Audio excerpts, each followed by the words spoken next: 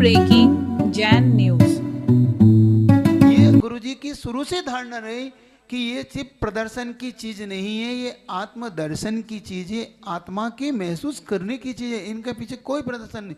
यहाँ तक कि कैसलोज भी, आप आज तक गुरुजी का कोई कैसलोज बड़ी मुश्किल से किसी ने बना लिया हो तो बना लिया हो, वरना वो भी नहीं मिलता। बड़ी मुश्किल से कहीं एक आधी छोटा मोटा कहीं से किसी ने छुप छुपा के बना ले तो बना लेता था, वरना वो भी देखने को नहीं मिलता। क्योंकि मैंने खुद ने एक बार महसूस किया गुरुजी को। एक बार हम, क्योंकि मैं गुरुजी के साथ ही कैसलोज करने का मुझे सौभाग्य मिलता था। गुरुजी 2 महीने में करते थे और हमने उनका साथ पकड़ लिया था। हम 2 महीने में हम भी करने लग जाते थे। तो गुरुजी को कितनी चिंता शिष्यों की भी थी। तो उन्होंने इसी 2012 में पूज्य सुधा सागर जी महाराज का जब वहाँ पे आगमन हुआ था, तो गुरुजी ने 8 मार्च का कैसलोज 3 मार्च को कर लिया, 5 दिन पहले। और ये अचानक उन्होंने कैसलोज करना शुरू कर दिया और एक कोने में जाके बैठ गए। देखो इतना बड़ा व्यक्तित्व, एक कोने में जाके बिल्कुल जहाँ कोई भी नहीं पहुंच पाता, वहां पे जाके बैठ गए और कहा कि जरा राख ला के दो। तो उनका हाँ जैसे 8 मार्च को कैसलोज, नहीं मुझे तो आज ही करना।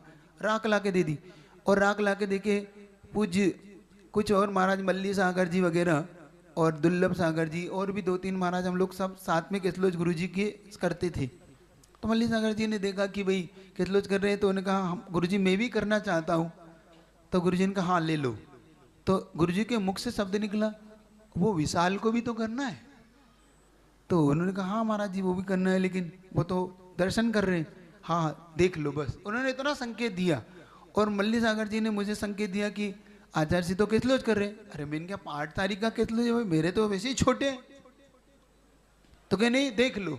तो मैंने कहा नहीं, मैं तो गुरुजी का साथ छोड़ने वाला नहीं हूँ, 5 दिन पहले ही सही। और हम सीधे गुरुजी के पास पहुंचे और हमने कहा गुरुजी हम भी कैसलोज करना चाहते। तो बड़े मुस्कुरा के, क्योंकि उनकी मुस्कान इतनी सुंदर थी, इतनी बड़ी बड़ी नेत्रों से जब उन्होंने मुझे देखा और बड़े मुस्कुरा के था कर लो। और हमने कहा कि अब क्या करूं मैं, क्योंकि राख मेरे पास थी नहीं और गुरुजी के पास बहुत सारी राख थी। तो मुझे लगा कि भाई वैसे भी गुरुजी के बिल्कुल केस बिल्कुल थोड़े निम्न रह गए। तो मैंने कहा अपने को ये राख काम आ सकती है, लेकिन हिम्मत कैसे करूं। तो मैंने कहा आचार्य श्री इसमें से राख ले सकता हूं। तो मैंने उसका कहते ले जाओ ले जाओ। और मैंने सही बताऊं तो मुझे लालच कुछ दूसरा था। मुझे लालच ये था कि देखो कैसलोज की राख तो बहुत मिल जाएगी, लेकिन गुरुजी की छुई हुई राख कैसे मिलेगी, यही लालच में मैं वो राख उठा लाया कि इनके हाथ का स्पर्श की हुई राख कैसे प्राप्त होगी। और मैंने बस वही स्पर्श की हुई राख को उस दिन जब अपने कैसलोज किए, तो सही बता रहा हूँ इतने कैसलोज मैंने आज तक किए, उस रात से जो कैसलोज हुए बिल्कुल आराम से हो गए, पता ही नहीं पड़ा कि कैसलोज कब हो गए। इतने उनके हाथ जिसको छू लेते थे वास्तव में वो पारस मणि की तरह थे, वो वास्तव में कल्प वृक्ष की तरह थे, वो कामधेनु थे। शायद ये सब भी छोटा पड़ जाए, वो चिंतामणि रत्न की भांति थे, ये सब भी शायद कम पड़ जाए। मैं तो कहता हूँ वो तो हमारी अरिहंत की तरह थे और अरिहंत की तरह वो संत थे।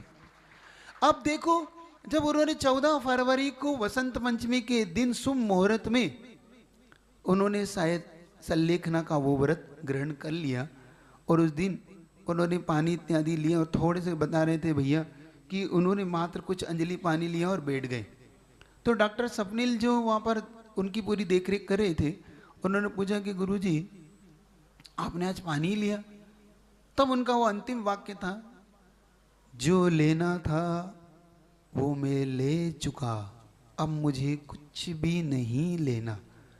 और ये वाक्य किसी के समझ में नहीं आया और गुरुजी ने